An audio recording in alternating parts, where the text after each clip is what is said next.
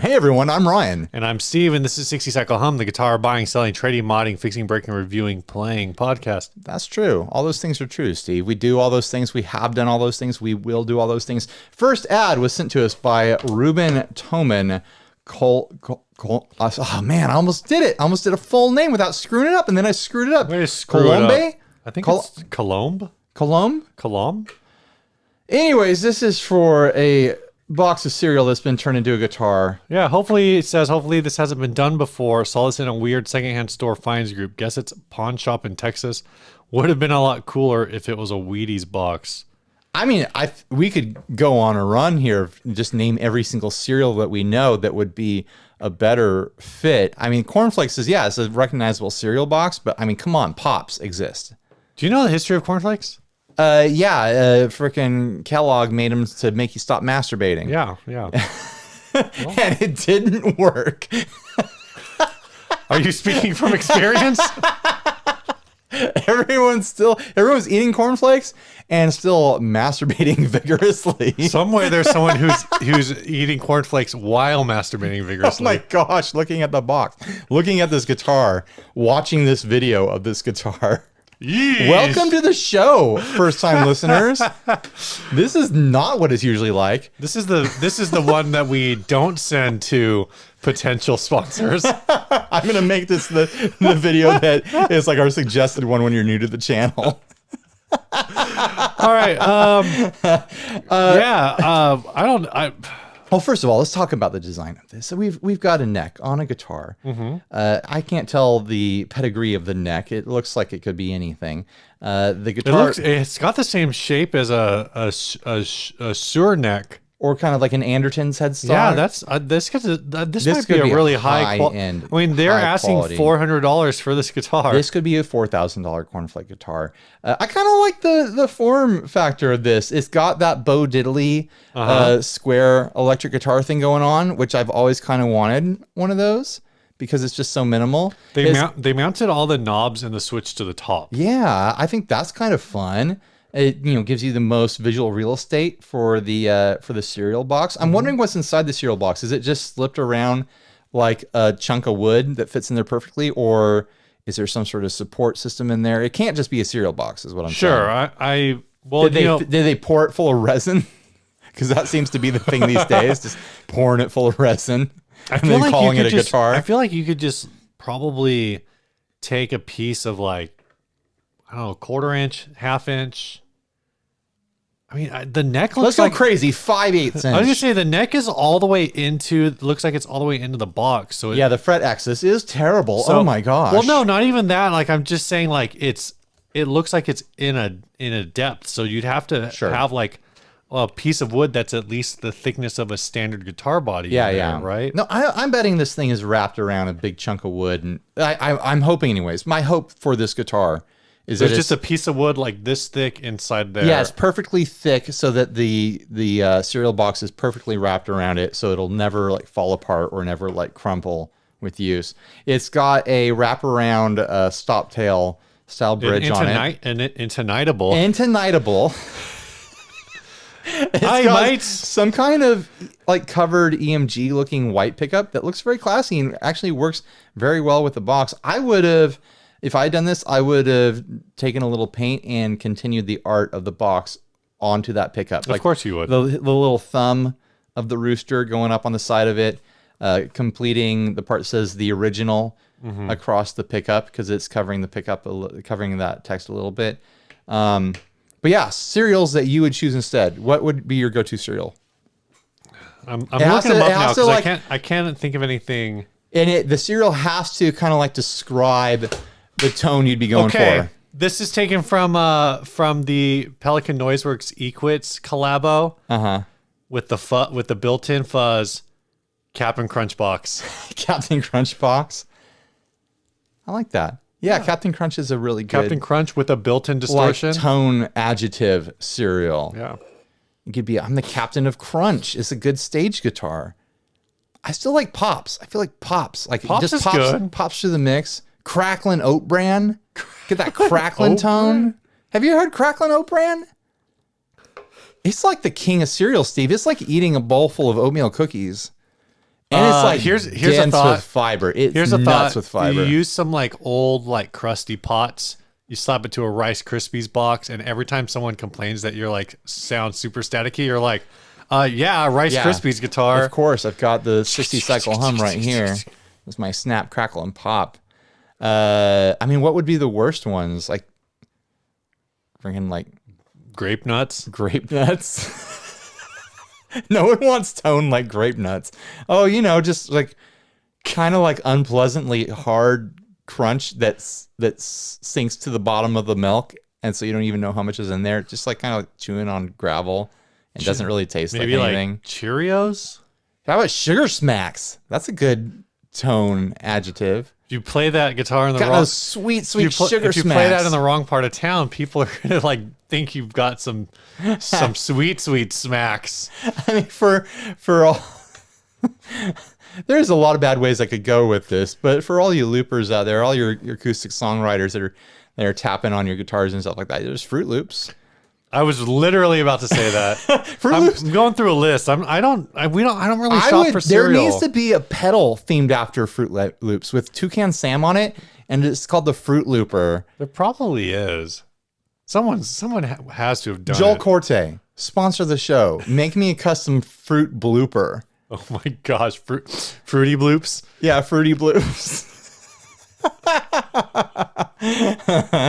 Like, why cornflakes? At least do like Frosted Flakes. It must have been They're great. Oh man, I love myself some Frosted Flakes. There's just something so simple and pure about Frosted Flakes. And you know the history of Frosted Flakes? No. The guy who worked for Kellogg, okay, frickin' Jerry Post, I don't actually know his first name, but his last name was Post. He was like, I want to put sugar on your anti-masturbation cereal. And Kellogg was like, no, sugar will make people masturbate more. And he's like, well, I'm going to go start my own company. And I'm going to put sugar on your corn flakes. And I don't care how much people masturbate. And so that's what he did. And he started the Post cereal company. And, he came up with Frosted Flakes. But Frosted Flakes is owned by Kellogg. Well, he probably came up with something else. Oh, okay. There was a frosted variation. I mean, that's kind of the rough, I got the masturbation part right. Maybe Kellogg bought Frosted Flakes back from Post when they realized it was a super good idea and no one had stopped masturbating anyways. I'm questioning this story. This story does not seem legit. It may seem like I'm making it up as I go. Frosted Flakes wasn't invented until the 50s. I vaguely remember seeing this on Drunk History. Well, you got me there. That means it's true, 100%. Oh, man.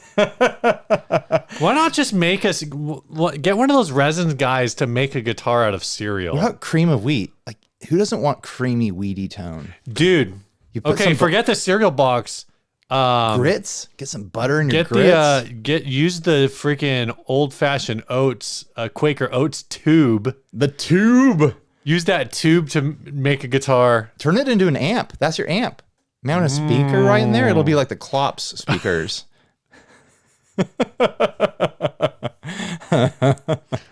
Now, would you go for a regular size? This is a 24 ounce.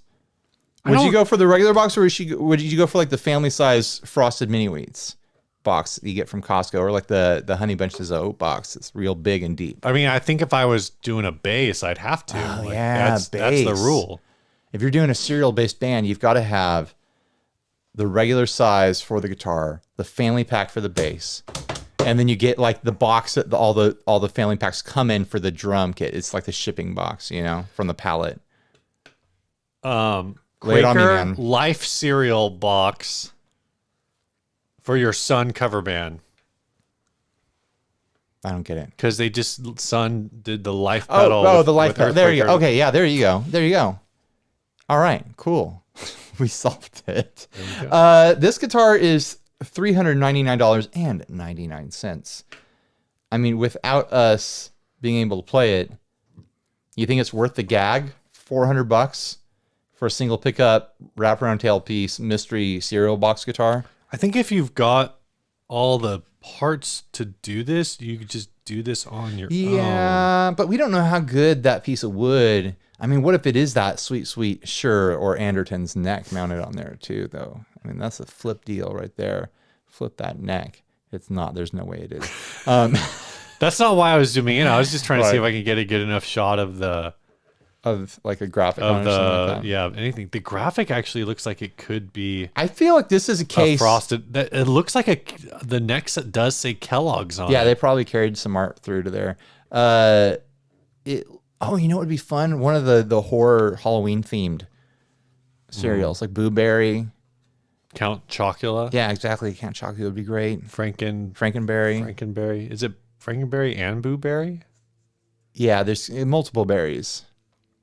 No, I'd probably go very creative. I'd go for Peanut Butter Captain Crunch, and that's a good cereal. PB Crunch. Peanut Butter Captain Crunch. Lay it on. Oh man, I want a bowl right now. Boom.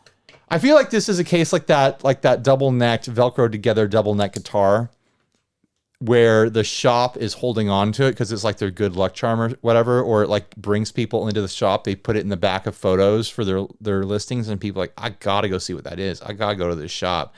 Like they priced this high so that people just come in to look at it, and that gets them in the door, you know?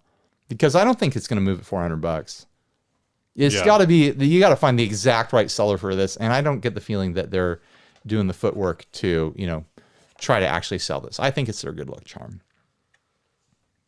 It brings dollars in.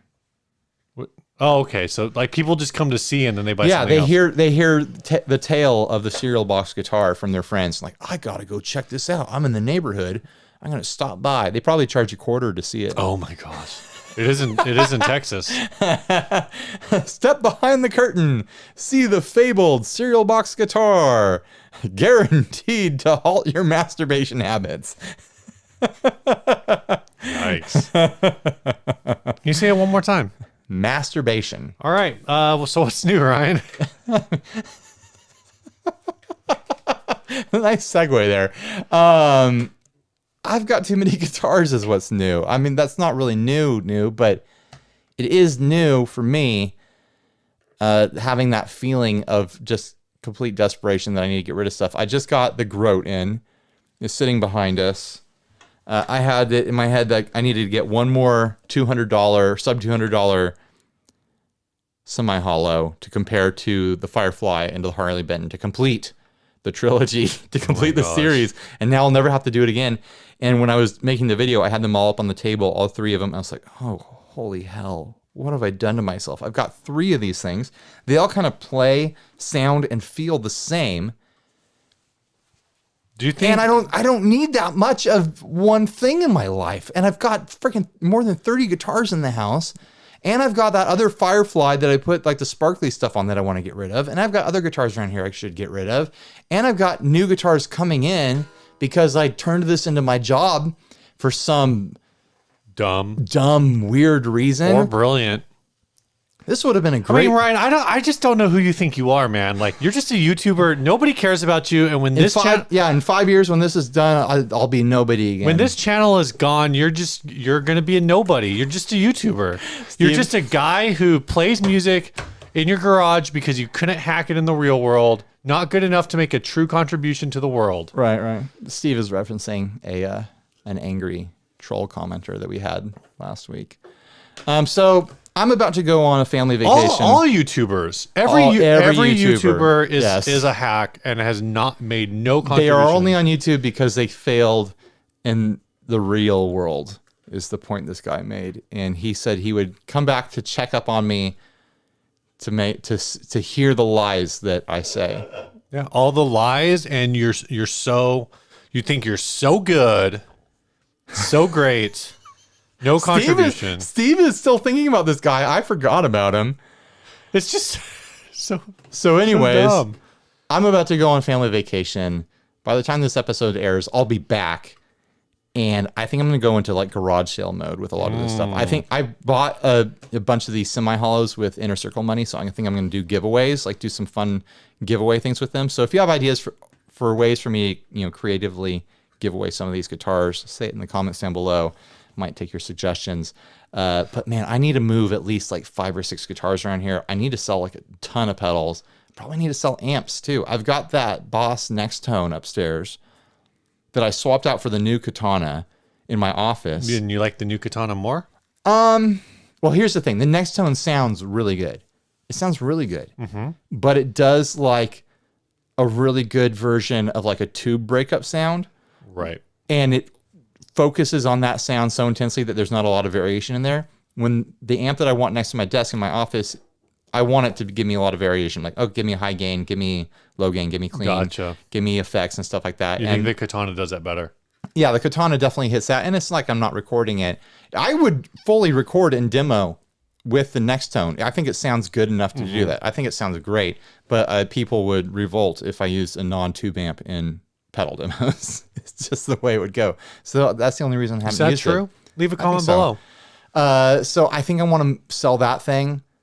If you're a local listener and you're interested in any of the stuff that I'm mentioning, hit me up and maybe we'll work something out. I need to complete some projects up here so I can move things. I've got a bunch of Graphtec stuff to apply to the Harley Benton offset thing. Oh. So I want to upgrade that and then maybe do a giveaway with that or do like a charity auction or something. Just make some room around here because it's gotten ridiculous, Steve. Like, I know there's people out there who have a lot more than me, but I'm at the point where I fully recognize I have way more than enough. Like, right. I should set a goal in 2020 to get myself down under 20, which is still a lot of guitars. It's still plenty of guitars, but I should try to get down under 20. I think I'm going to do something like I've got the Harley Benton TE90 with the Filtertrons behind me. I was thinking about that. I really like the sound of the Filtertrons in it. What I should do is I should sell that guitar. I should get some Filtertrons and I should put them in the Titan. And condense 2 guitars down to 1 sort of deal. I should do a bunch of stuff like that. I should really just like condense things and be like, well, I've already got. Oh my gosh, Steve, are you shaking all these beers before you open them? What's the deal, dude? No, I don't. They've all been laying sideways. These are the sideways ones. Weird. So, I don't know. You're making a mess of yourself. What do you think, dude? What do you think I should do? No, I mean, I think you do need to like consolidate some stuff down, maybe. How do you do that? I need to have room for new stuff to come in so I can do my job with new stuff. Steve's going to go get a paper towel, I hope. He sees the roll on the workbench. Mr. Messy over here. I know it's like a first world problem. I know it's like a boohoo problem for a lot of people listening to this. Like, oh, poor Ryan has too many guitars. I wish I had that problem. And it's like, I mean, we all have problems. If you've got too many socks in your drawer, you got to get rid of them, right? Right. It's not really like a too many guitars problem as much as, too small of a house.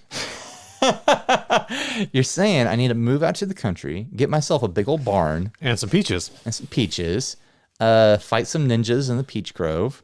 And then just have a barn full of guitars and never sell anything and never give anything away and just keep every single piece of gear that flows through my fingers. I mean, there's 2 ways to think about this, right? Like, one, you have a lot of guitars. Yeah, that's true. The other part of it is, like a lot of people, they just case their stuff. And so it's like, yeah, they might have the same number of guitars. That's true. I could case things. And they're all just sitting in like, they all have hard shell cases. So you just have a wall of vertical hard shell cases, or whatever, a pile of them or whatever. I'm not saying that's better. It is a thing that I could but do. It's a thing that's like, oh, well, you could like rotate through. But I also know that your playing habits are the kind where it's like, you will come in here and you'll just look at the wall and be like, this is what I feel like today. Totally. And so, it's actually really kind of amusing for me because I never know like what guitar is going to be down here. Sure. Like you're currently been playing. There are guitars I should case and just stick them in the attic or somewhere here in the garage and just be like, I'm not going to play that guitar forever, but I want to keep it for sentimental reasons. Yeah. I should case the sentimental guitars like Big Red and maybe even the Duosonic or something like that. Right. Yeah. I mean, that's an idea. I mean, but that only maybe takes care of like 2 or 3 or 4 guitars. Right. I can't. Certainly like a lot of the newer stuff is things I've got you may cases not be hidden over here that I could fill with things. And, yeah.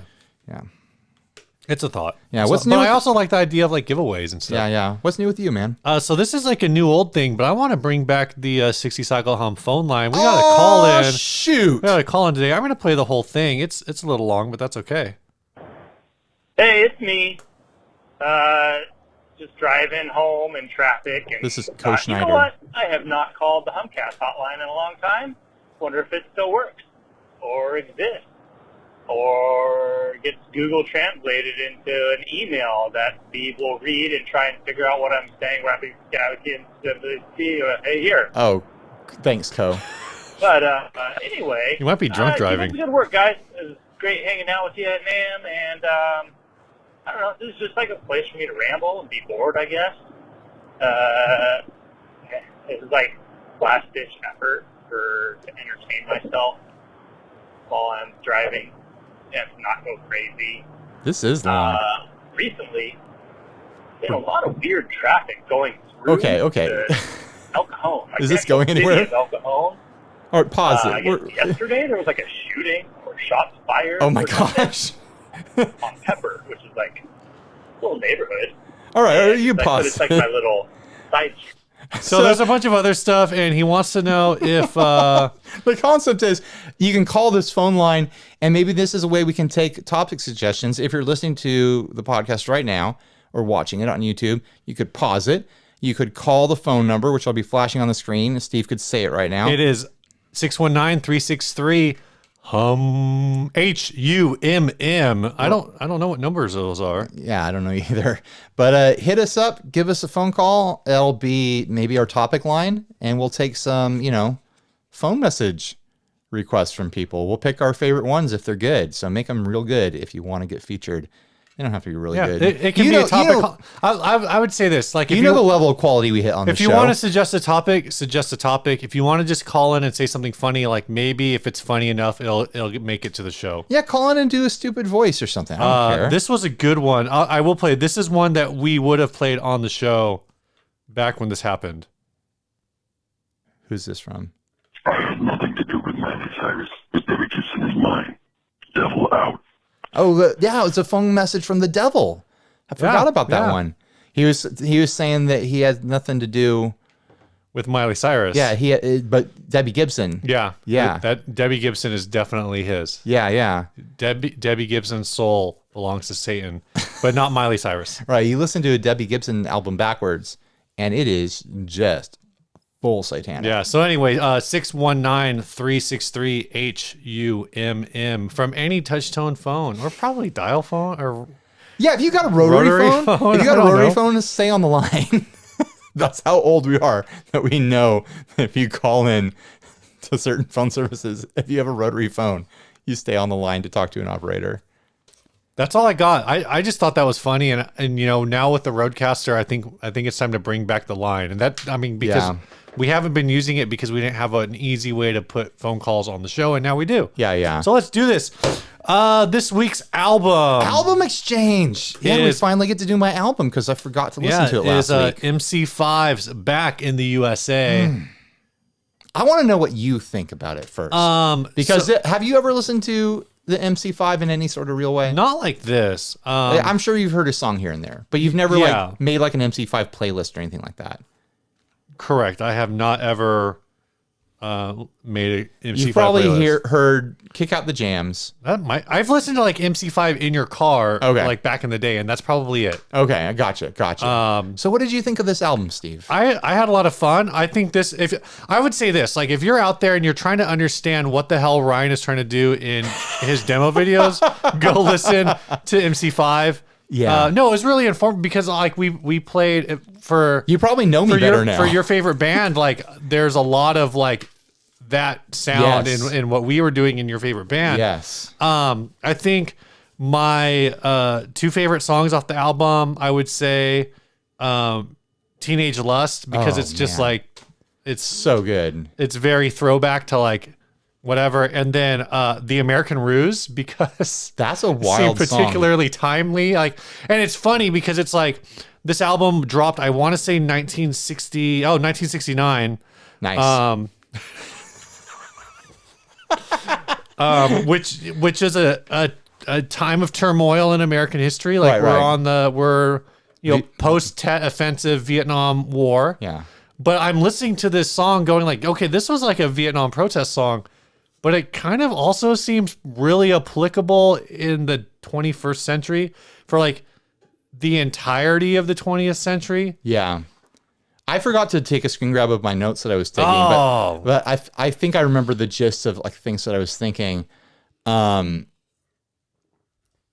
Something I thought about it is like, it all feels like this music is dated now. This music doesn't feel like it's, fresh music from this time. Although, like garage bands from this era could certainly make music in the same style. It definitely feels dated, but it doesn't feel dated in a bad way. It feels like nostalgic.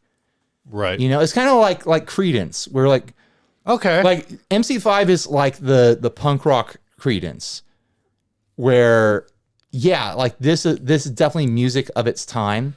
I actually feel like it plays really well because I think if you can be a connoisseur of this, right? Of like pop punk, right? Then it doesn't like this still fits in like into your vernacular. I mean, I don't know. I guess I haven't really listened to new pop punk in maybe like it's such good grief, 15 years. But MC5 is such an interesting crossroad of genres because it is like the split between what became like metal and punk. Right. Like you have elements of both of that in there, but there's heavy influences of like early rock and roll, Chuck Berry type stuff. Yeah. I mean, the opener is a cover of Tutti Frutti. And then you've got this heavy undercurrent of like soul. Yeah. In it. I mean, it's not on this album, but freaking Ramblin' Rose. And I forget the name of the slow one that was off of this album. Just gets so soulful. And that the note I made on that is like, this is their longest song on the album. But if it was the same beat per minute as any of the other songs, it would be the shortest song on the album. Yeah, I think that was Let Me Try. Because most of their songs are like 130. Yeah. 245 max. Like they're just these ripping fast songs, all up tempo, all like just get you in a happy mood. Yeah, even though like they're aggressive, like they're like, man, this is like happy music. This album has one song under 2 minutes and two songs over 3 minutes. Out of 11 tracks. Yeah. Another thing that I thought was fun about it, because I mean, you heard definitely that this influenced me with your favorite band, with my songwriting and stuff. Listening to it and just being like, man, whenever I hear songs that are about music now, I just think that's kind of corny because that's something that I did a couple times. And your favorite banders wrote songs about being in a band or write songs about music. But somehow, like, the MC5 pulls it off. Like, it doesn't make me cringe when they do it. I don't know what that is. But I had not. So if you like the music, it works, I guess. I wanted to listen to this because I realized when I was really getting into the MC5 and listening to them a lot, I didn't actually listen to albums. I was, LimeWiring and Napstering individual tracks, and what was ever available. I didn't know what was, album order or, what songs I was missing because they weren't, what people, thought of as the popular MC5 songs. So there was like 4 or 5 songs on here that I'd never heard before. And it was like, oh, new MC5. I had no idea. And it was really fun to hear them in the album order. So I'm really happy that I got to listen to the whole thing. Yeah, it is a lot of fun. It's like, I feel like this is something, I'm trying to figure out what mood I would need to be in to like, just think, oh, I should listen to that. I don't know if I was like driving somewhere to go on a hike, or maybe if I was hiking. It depends. Like sometimes I'll hike with earbuds. Sometimes I'll hike, just take in the environment.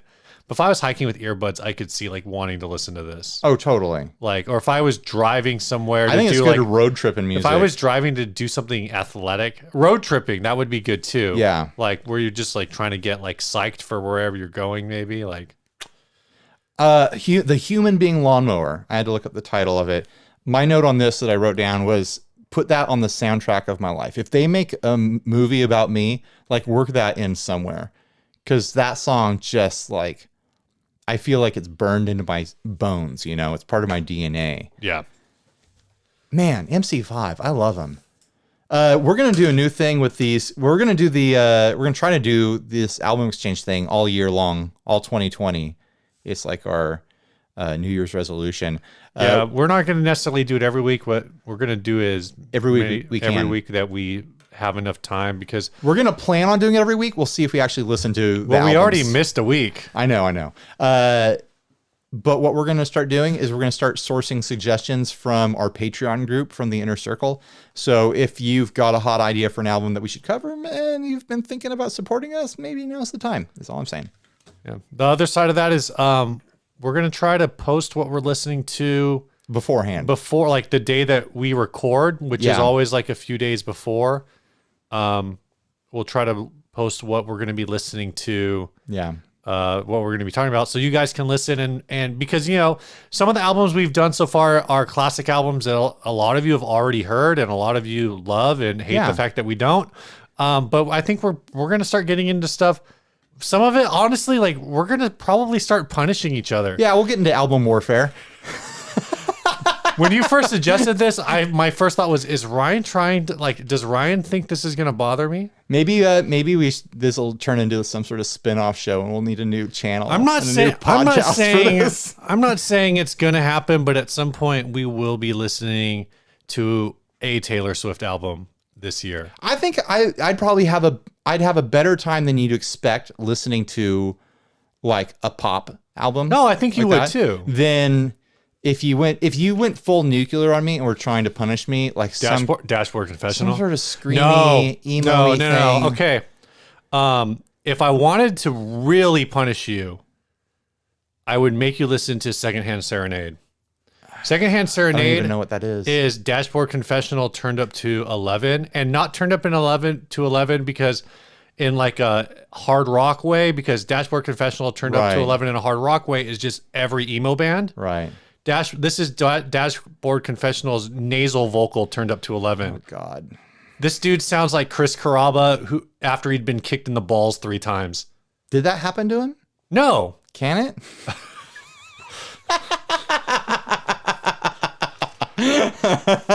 Speaking of Chris Carrabba getting kicked in the balls 3 times, this week's episode is brought to you by Chase Bliss Audio.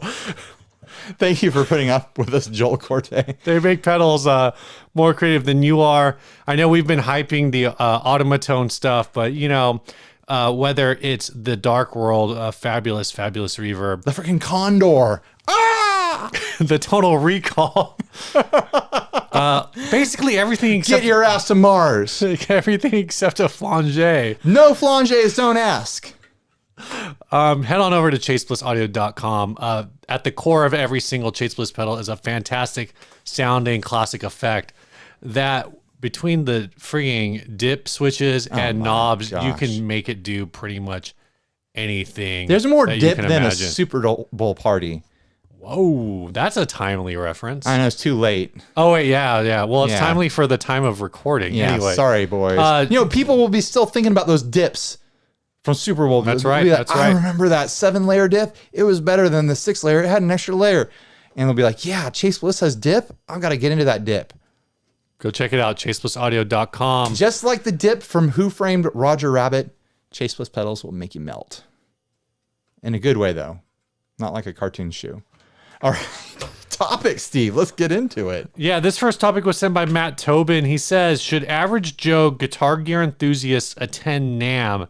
Or is that annoying to those there who do real business? I don't think it's annoying because people aren't thinking about that while they're doing the real business. But if you could look, if like people had, they live glasses, like the vendors and the buyers and media and whatnot could put on glasses and see how many people are just there to just be there as like a tourism thing, it would probably piss a lot of people off. They'd be like, okay, these are all the people keeping me from doing quality business right now. Yeah, I did talk to, or I didn't talk to personally, but I was reading some threads with some guys who were at NAMM who basically said like, yeah, it's a zoo and these are people who are vendors who are one of these guys was a pedal builder, and he basically said like, yeah, I went there and there's definitely a lot of people who are not there to conduct business. They didn't even really like talk to me. They're there to kick the tires. They just came and like, we're like, oh, you make pedals? Cool. Which one, and whatever. And they didn't really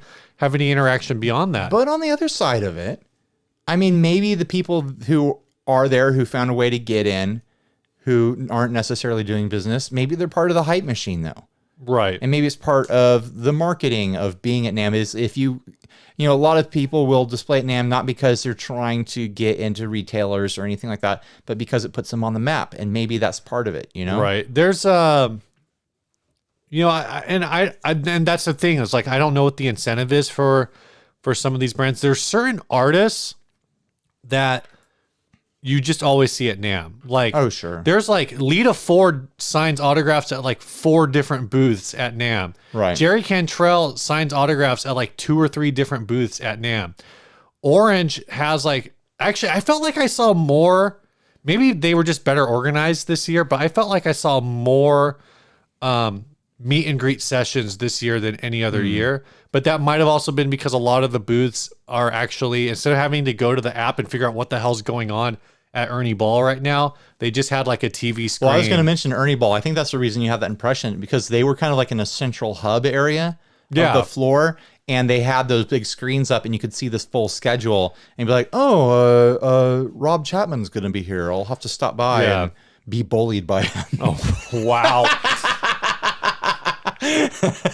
And so I'm so glad we've never actually talked about that on the show, and we won't. We will not. There's stuff like that, and it's interesting because I don't know. Like I was on the verge of like being like, maybe I should just get him one of these lines to see like what it's like this year.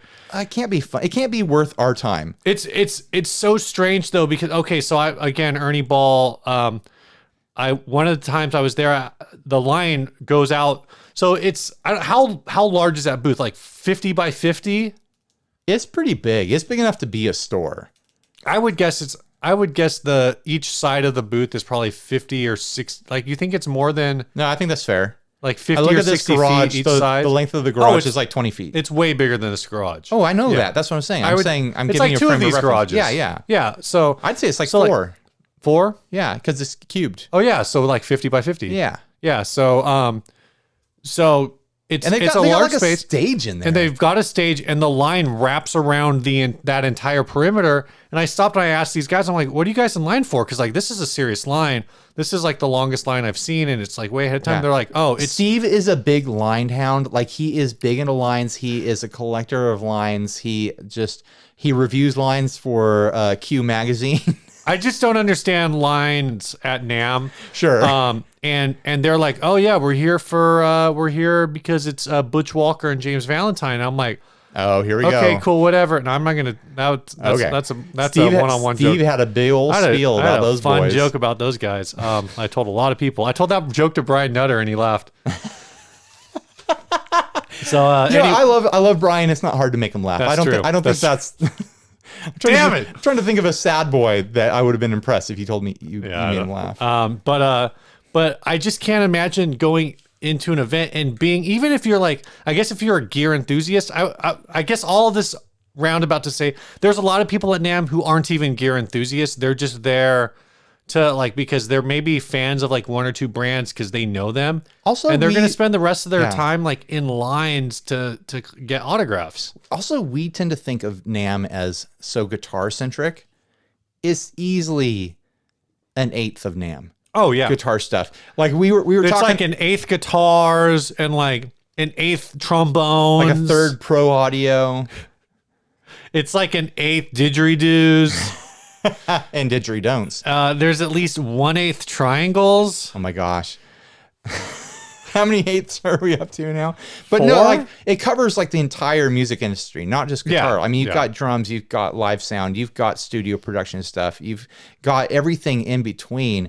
And we tend to think so squarely on just the guitar stuff. But like, we were talking about someone pre-show that was like, oh, they'd want to go to the show, and I realized like, oh, they're a podcaster. They could go on a media badge and just like say, oh, I'm there to check out microphones. Right. Yeah. Like we think, oh, they're not connected. Their podcasts are not connected to the guitar world, but they're connected to recording. Yeah. There's no reason why they shouldn't be able to go on a media badge, you know? So, and there's a lot of different kinds of tech like that. Like, there's a lot of people in the industry that could be there and should be there that we don't consider, and maybe they're strolling through the rest of it and they're like, oh man, all the celebrities are in the guitar section, so I'm just going to go hang out there and, you know, see if I can spot, you know, like Alice Cooper or something like that. And you know, it's none of our business why they're there or not. Yeah, that's what I'm saying. It's not our business. I'm not going to. There's definitely a lot of people, and you know, if there's a lot of people who are there because they frequent their local mom and pop music store. There's a lot of people there who because they're music students. So if you're part of like a band, like a high school band program or a college band program, like a lot of times those programs, or if you're taking music lessons again at your local music store, a lot of those places get like education passes. So, so they'll go.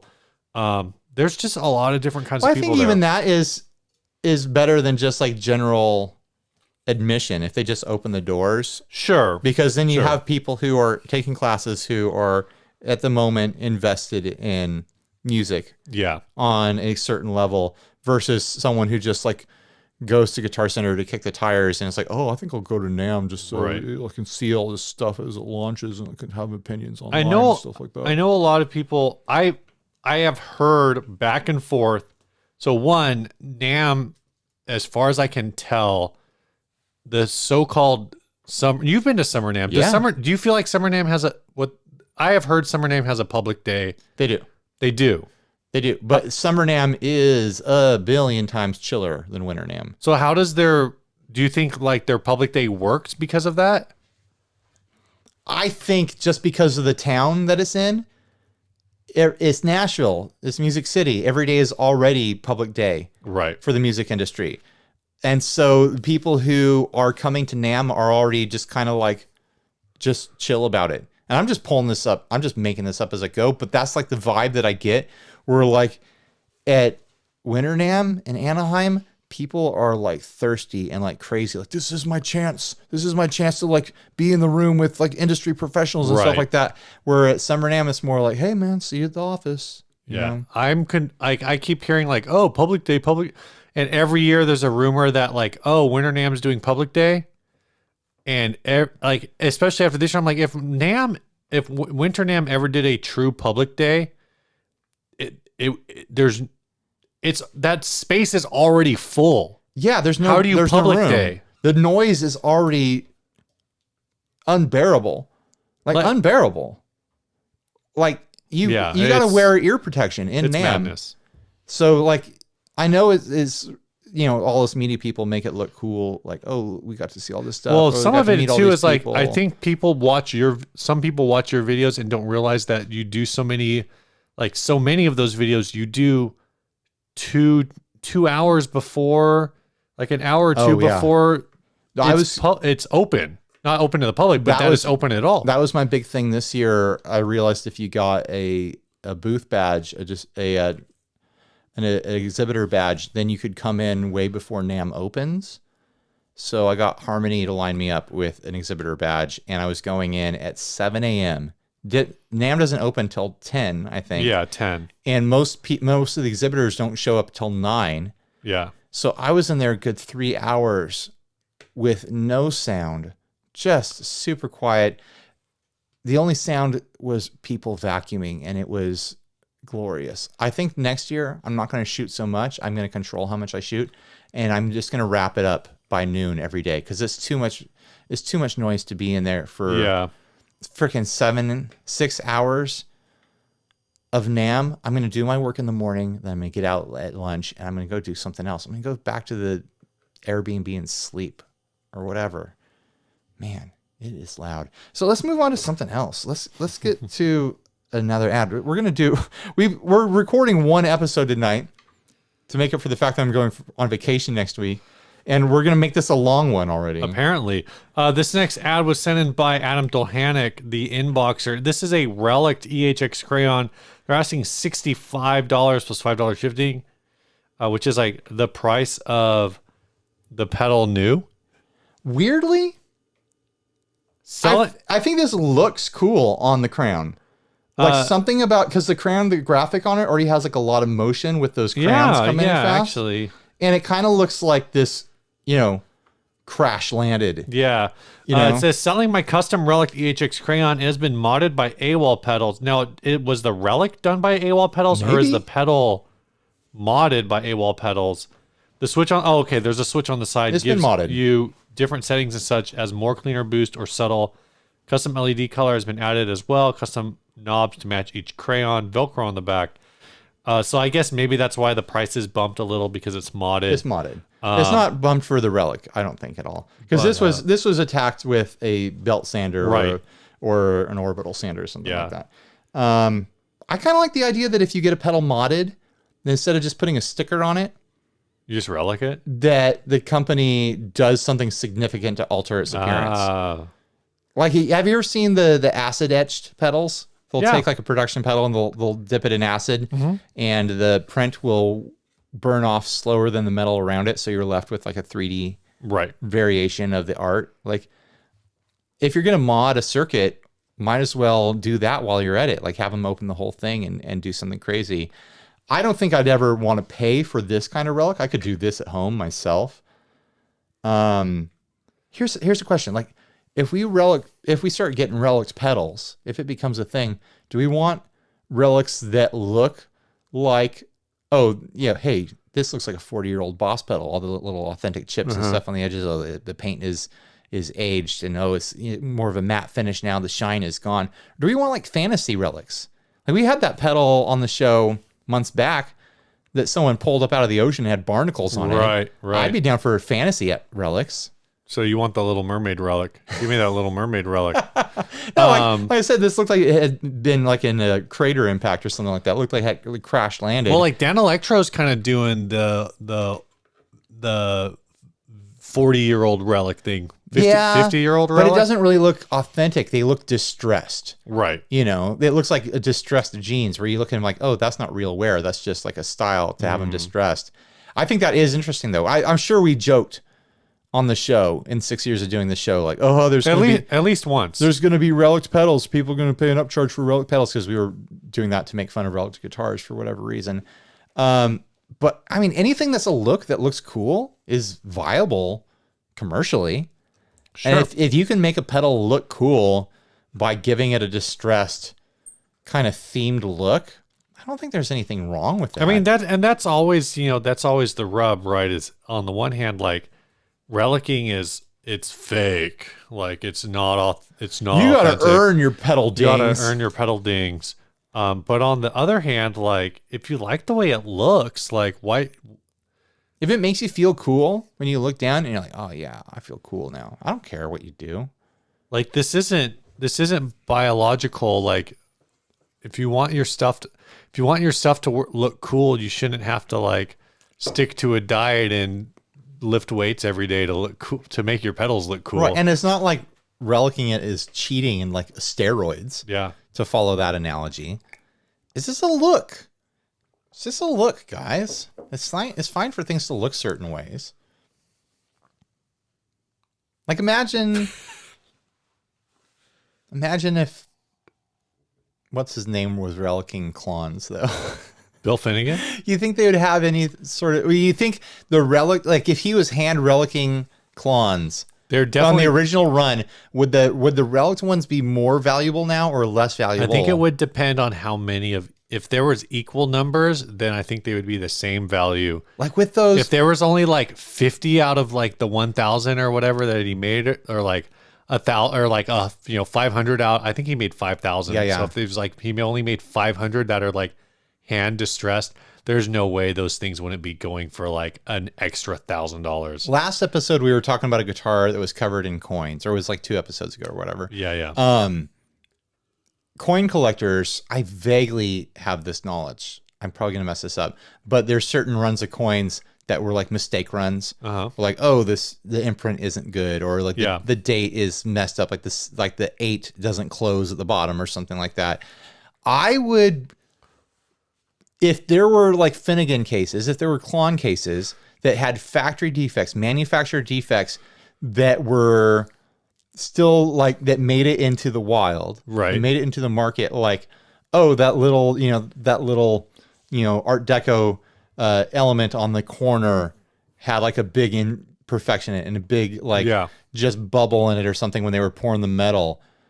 I would look at that as a collector's piece. Sure, but I don't think I would. I think if there were clones floating around, it's like, oh yeah, Bill, like, he shook this around in a bucket with a bunch of nails and now it's all dinged up and it was one of his Relic models, I'd be like, that's something I'd make fun of. Right. Okay. But if he was selling, it was like if he was like, oh, here's one that like the case is just imperfect and he sold it to close friends and they made it on the market, I'd be like, that's something that's collectible. Yeah.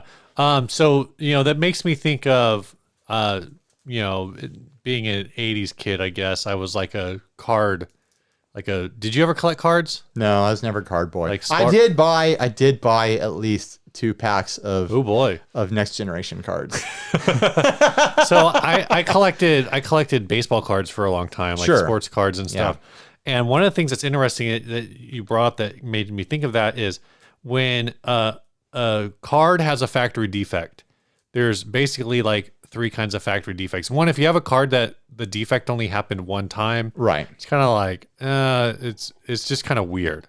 If you have a card where the defect happened on every single card, nobody cares because it's just every card is wrong, right? But if you have a card where like halfway through production, or like it's usually not half, it's like 10% of the way through production, they realized, oh man, we're putting the wrong name on this, or this guy's name is spelled wrong, or like whatever. Like that card is worth more, like a lot more. He put up a naked picture of him. There's a card that there's a player, and there's 2 versions of the card, and the one he's holding his bat like on his shoulder, and on the knob of the bat it says like, I think it says like fuck off. Or like something like that, right? Right. So that version of the card Make a note, Steve. I already did. He was planning on I already did it after you talked about masturbating for 10 minutes. So that version of the card is worth more than the one I've never masturbated for 10 minutes. Only longer.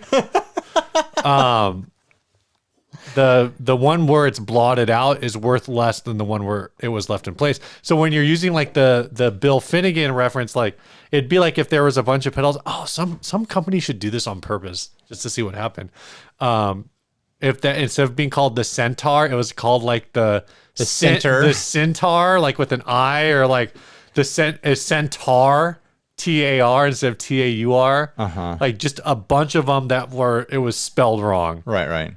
Like those would be worth something as long as they weren't the entire run. If it's the entire run, then you just think like, was this made like overseas without a spell checker? Like, you ever shop at like dollar stores? Yeah. So one year I bought up a ton of Christmas wrapping paper from a dollar store just because like all the wrapping paper, all the print on it was out of registration, which means when you print, it's 4 colors. It's yellow, magenta, cayenne, and black. Right. The registration is, if it's in registration, they're all lined up correctly. Every single one of them was lined up incorrectly. So like all the colors were floating. Oh, weird. And not connecting. And it was just kind of a really cool look. And as like someone who works with print and stuff like that, I was like, oh yeah, I love this. I love that this is, just completely messed up. And so I bought up every roll, and that was valuable to me. But to most people, it was like, oh, this is all messed up. These Christmas trees are all out of focus and like blue and yellow and magenta. What's going on here? I don't understand. And it's that same sort of thing, Yeah, no, that's exactly it. Yeah. We did it. We nailed this topic down so hard, Steve. This isn't even a topic. This is an ad. I'm so proud of us. All right, Are you proud? This next topic was sent by Carson Rick. I'm so proud. Man, we did it. This next topic was sent by Carson Ricketts. He says, can y'all talk about how the buyer should approach private sellers selling gear and my car? And I get, what's your bottom dollar price? Like, look here, dickhead. It's got a price on it. Make me an offer, then I'll work with you. Rude. So this actually happened with... So this is funny. Like, so when I sold my car like a few months ago, I go there, and the guy's like... I don't remember what I had it listed for, but the guy's like, oh, what's your lowest offer? And I'm like, I think I had it listed for like 25. And I was like, I don't know. I've got it listed for 25. And he's like, he's like, well, I can't. He's like, can you do less? I was like, yeah, I can maybe bring in a little. And then he was just like, can you do 18? I was like, yeah, sure, whatever. Yeah, like, yeah. I just give me cash so I can be done. Show me the money in your pocket. But I mean, I think that's exactly it. And Aaron Coleman said this is like when you post a price, like you are saying, this is the price that I want. This is the starting price. Yeah. When a potential buyer says, well, what's your lowest price? It's like, my lowest price is whatever the most you're willing to pay is. Right. Like, whenever I get that person who's like hitting me up off of Craigslist or OfferUp or whatever, and I was like, well, how low will you go? I'm like, well, I've already got like 3 other people messaging me about this, so I'm kind of just gonna see what offers I get, Right. And that's really what it comes to. It is a power struggle. You are fighting over the power dynamic of who's in control of the deal. It is combat. It is the art of the deal. Oh my God. But no, it is because if you tell them what your lowest is, then they've got a new starting point. And they're like, well, I don't know if I can do that much. And now you're screwed because you can't get more than what your lowest is. Like you're trying to get as close as what you listed to it as possible. And they're trying to get under like what you think your lowest is because they're trying to get a deal. Yeah. So it really comes down to just refusing to give that information, refusing to bend to their whim. Right. Like if you've already put a price out there, you made the first move. You've already said, like you've already put a frame of reference for this. They're obviously interested because they're talking to you. And so you just have to be like, no, you give me a number. You take a guess. You take a stab. And I'll let you know if it's too low. A lot of times when somebody says like, what's the lowest you'll take? I just send them whatever I listed. Right. It's like the lowest this is for $100. What's the lowest you'll take? $100. Yeah. Like unless you give me a reason to ask for less than $100, it's $100. And here's the thing, like if they're like, oh, what's the lowest you'll go? I'm like, well, it's $3,000 or whatever. You tell me how much what's the highest you're willing to offer is. Yeah. And I'll let you know. And then when they come back with $2,500, you're like, oh man, that's lower than I thought my lowest was going to be. Like, making them feel like, oh, they're still getting a steal. I'm like, can you throw in like a couple bucks? Can you make it, 2,505 or like, oh my gosh. Do you have like a candy bar on you? $2,502. Do you have any like gift cards in your pocket? I'll take like $4 left on your soup plantation. That reminds me, I have a couple rebate cards I need to use. I mean, that's really just the sum of it though. Like it's all a power struggle. Don't give that number up to anyone. If you've already listed one number, you're done. Yeah. Like make them take a stab at it, I'm still taking offers for my Gear Supply Co. harmonic trem. Oh, you still have that? Still on Reverb. I keep getting offers for like $40. I think Josh Scott might be trying to track down controversial pedals because there was someone who did a post about him trying to track down an Alpha Drive. Interesting. Maybe you should message him and be like, "Hey, maybe I should. You want a pedal from a company that folded and left people in the lurch? Maybe I'll just see if he's down to trade. Oh yeah, because I'm just selling. Do you think Josh ever gets rid of pedals? I think he frequently trades his company's product for pedals. Oh yeah, he'd probably trade color box. Oh my gosh, you think he's gonna trade a color box for? It's super rare, super simple harmonic trem that never officially got produced. I'm sure they have a harmonic trem. Oh my gosh. Anyway, I don't know. That's an interesting idea. It is. All right, this is a part of the show where we do a little housekeeping. Time to sweep it clean around housekeeping. I want to thank these guys for doing supporting us on patreon.com/60cycle. Cast? Yeah, something like that. You can find us. Just go on Patreon. 60 Cycle Hum on Patreon. It's probably going to be the only one. I hope it's the only one. So we got a couple guys at the $10 level. We're running out of stuff give us money. This first one is Max Gibbons. We're going to send Max. You know what? We'll do some chicken picks. Oh, nice. And we're gonna do this Oral Dream. You might remember from the Oral Dream Purely Fuzz, as well as our own swag pack. We got a swag pack. That is stickers and stuff. Officially the worst sounding pedal from that video that I did. So congratulations. I don't know why I picked this pedal, because I already know that Max is in the UK, so it's gonna be ridiculous for you shipping. Screwed yourself. I know. And the second guy at the $10 level is Luke Limes. So thanks, Luke and Max. We're gonna send. I mean, we use Inner Circle funds to pay for the shipping, so it's kind of like a self-fulfilling thing. Yeah, I'm gonna send this Strymon Big Sky Keychain. This is pretty. I've never seen one of these. We discussed looking up the value of that before giving it away, and I don't think we did. So that might be worth upwards of $3 to $4. You know what? You keep talking. I'm gonna look it up. I'm gonna throw in some. This is where we fetch it out when we find out it's worth $200. These Ortega wood picks, along with that, and this Walrus Audio pick tin. So we got some other stuff in here. Not much left, but we got some other stuff in here. Oh, no listings on Reverb for Strymon Keychain. Because it's super rare. Super duper rare. Oh my god. Did you get that at NAMM? No, it came with the Iridium. Oh, cool. Yeah. I don't know if it came with every Iridium or if it just came in the box because it was a package to me or whatever. I don't know. So once again, thanks everybody who supports us. Of course, at the end of the show, if you support us at any level, you get your name on the show. Sorry, guys, who are still supporting us on Podbean. I'm still haven't ported that information over yet. Ooh, switch over to Patreon. You know, catch up with the times, boys. All right, this last ad was sent by Nick Harshaw. It's a Baritone Conversion. This is the cherry on the sundae of this episode, as far as I'm concerned. This ad is bonkers. Homemade baritone guitar, size of a bass, made from a bass. Tele Bridge, locking nut, humbucker. I believe it was out of an 80s Jackson. Handles distortion and clean pretty well. Best offer. Played live plenty of times. Held up great. I may have misunderstood this post, but I think this bass once belonged to Nick. Okay. If it did, was it a bass when he owned it? I believe it was a bass when he owned it. Okay. That's good. I could have totally misunderstood. So what we're looking at here is a jazz bass style body with a jazz bass style neck that has been converted to be a baritone guitar, which actually is not bonkers. I have seen basses converted to baritones, especially specifically Longhorn Dan Electros. People buy the bass Longhorn Dan Electro, and they'll cut a new nut for it. Right. And there's room on the headstock for two more tuners for 3x3, and they'll put a new bridge on it, and it's a baritone.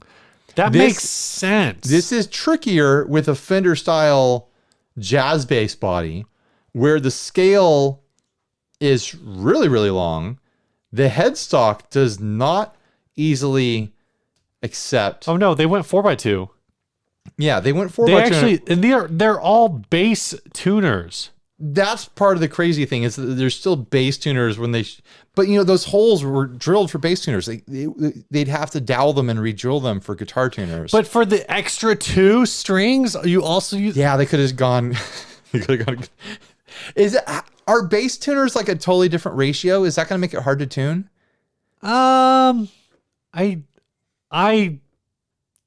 can't say for sure. I feel like bass tuners are a much. You know what? I don't know if they're a different ratio. So one of the bonkers things about this, they might be because your typical bass peg is like way bigger. Right. One of the bonkers things about this is that usually, like just one on that baritone conversion I was talking about with the Dan Electro, they cut a new nut. Yeah, which makes sense.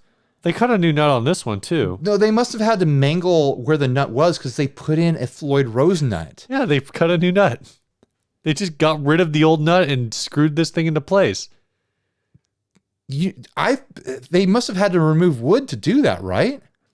You can't just drop one of these in where there used to be a regular nut on a bass guitar. We can't see the action, so we don't know. I'm surprised it fits, the nut width. I didn't realize a jazz bass had the same nut width as a Floyd Rose guitar. I feel like if you look closely, it doesn't quite fit. You're right. It does does hang over a little bit. A jazz bass is a pretty narrow neck. Right. Also, okay, another bonkers thing about this. They use a Telecaster bridge for the bridge, and it has the empty slot for where the single coil would be. I'm like, if you're going to do that, put a single coil in there. It's routed out underneath it. A baritone would sound great with the Telecaster single coil. Instead, they've got a middle position humbucker. Oh, you know what I'm looking at? This is just so much disaster. I'm looking at a picture of a jazz bass neck, and I don't, maybe this particular bass neck, because I don't think this is a real jazz bass. No, it's not. This is some off-brand thing. Was different, but the jazz bass neck doesn't have like the acoustic style saddle on it. It's got a Fender, like, it's got the Fender style. Yeah, so yeah, like the Strat style. They may have had to mangle it like you were talking about. No, I'm saying that I think they chiseled out a chunk of wood to get, and there's no reason to have locking tuners on this. There's no trim on it. Yeah, they did that just because that's all they had. They did that because that's what they had, for sure. This is so stupid. I like the commitment to it though. They went and bought a set of bass tuners to complete, or maybe they pulled them off a different bass. Well, there's a pile of guitars hanging out behind this thing. Let's see what else is going on back there. I can't really tell. So a jazz bass neck nut width is slightly slimmer than a Mexican Stratocaster. This is, so you're right. Like this definitely is not fitting. This is like an Andy's room scenario with all these other guitars hanging out behind it that are just like, save us. A bad man lives here. Get us out of this place. We saw what he did to the bass. Please rescue us. Oh, is this on the... I don't see this picture. There's a photo. Oh, it's the next picture. Other guitars behind the guitar. A bunch of what looks like kind of like budget classicals. Yeah, there's a couple classicals. There's some sort of electric, some sort of semi-hollow electric. What looks like a Dan Electro. That looks like a Dan Electro bridge. Yeah, it totally is in the Dan Electro. The green one? Yeah, the Dan Electro knob. The one in front of it looks like kind of looks like a Wilshire. That's what, or I was getting like a Gretschy vibe off of it, like a Traveling Wilburys sort of. Yeah. Gretschy thing. And then there's some semi-hollow right here. Yeah, it's hard to tell what that is. Me.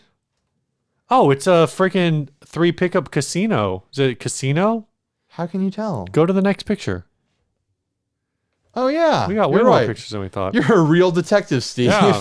It's one of those. All he did was look at a different picture and figured out. Is it the Casino? There's no neck plate on this. The neck is screwed direct into the body with just 4 screws. Yeah. This was like probably originally import. Import something or other real cheap. So yeah. Throw it in the trash. Just burn it. How much does he want for it? Is there a price? I don't think there's a price. No price. Best offer. He wants best offer for it. $1. Okay, Steve, this is what we were talking about in the topic. Like, how low do you go to establish dominance in this deal? I'm thinking $45. I was thinking $40. I'm actually pretty close. I'm actually under you for once. Pretty close. Do you feel like we have like a really defined skill for pricing things now? No. There was a guitarist playing at NAMM, and I guess it was the solar guitar. Yeah. And I was like, this feels like it's probably like an $800 guitar. And then I looked it up, and the price was like $45.99 or something like that. I was like, damn, after tax, I nailed it. And ever since I've had a little bit of a big head. Oh my gosh. I mean, there's no way to actually, appraise the value of this because it's hot trash. But I'm looking at like $45. I could harvest some parts out of this and burn the rest. Right. Freaking Yule log it and save. If that's an 80s Jackson pickup, it could sound pretty good. Yeah. I mean, that bridge. The pickup could be cool. There's other elements here. That bridge is hardware that you could use. It's the 6-saddle style Telecaster Bridge hardware. The jazz bass plate looks like it's in decent condition. And there's knobs on here. Everyone loves knobs. Yeah, you could put those knobs on something. You've got a Floyd Rose nut. Oh my gosh. Because you're always replacing Floyd Rose nuts. Oh, I just got a new nut on this Floyd Rose. That'll make it all better. Literally, I think you strip this down, you throw this jazz bass body on your local Craigslist or whatever for $20, and it's gone. I think that body's over. It's no, mangled. I'm saying you take everything off of it because I don't. I mean, this dude chiseled stuff out of it for sure. You think that's chiseled? It looks bad. I don't know. I think if you put this on, someone will buy it for $5. I think if you put it up for, I think you could get 20 for the body. No, yeah, I wouldn't pay $20 for that body. Well, you're wrong. All right. This out of here, Steve. This last song was sent by Justin Wood. He says, "I don't have Wood. Woody what? Wood. I don't have a lot of wood. I don't have a lot of time to create now that I'm a rad dad of 2 little ones, but I managed to bang this out in about 2 days, about 7 hours total. Interestingly enough, you also banged out those 2 kids on 2 different days, but you did. Probably not 7 hours unless he's freaking Sting over there. Yeah. Some of the gear I used: Pure Salem Wood Sole, Yamaha VSS 30, Nightfall Pedal Company, Bloom and Fade, Pladask Fabricat, Midnight 30, Serenity Reverb, Maris Enzo Nux Solid Studio into a Keith McMillan K-Mix in Ableton for the DAW. The song is called Sheer and he goes by the name Careless Light on the internet. Well, so we're going to play this song. Hit me with it, man. Oh, come on now. Apparently my phone, there we go.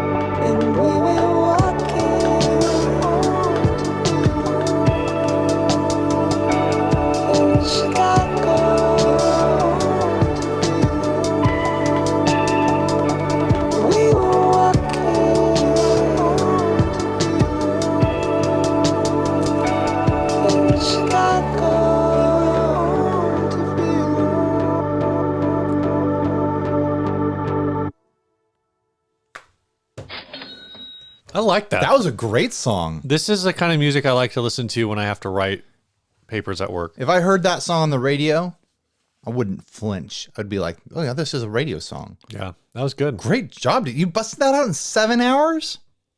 So I'm making an album, dude. I don't care if you're a rad dad. With 2 kids. Make the time. Put out an album. Put out an EP. That was great, man. Yeah.